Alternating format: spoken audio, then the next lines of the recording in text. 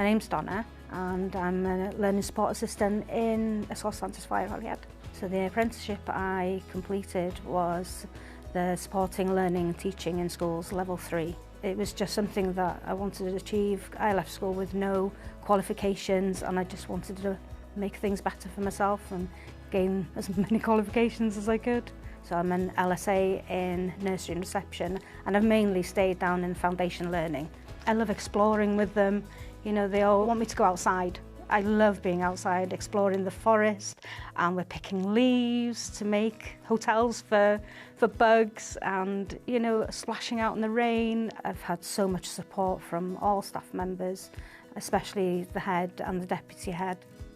The best thing about doing the apprenticeship is learning on the job, and for me, I wanted to do the level 3 for a long time, but because of the cost, it just wasn't something I was able to do. You know, it's hard work, really hard work, and I always say get the units done as soon as you get them because, you know, you don't want them to linger.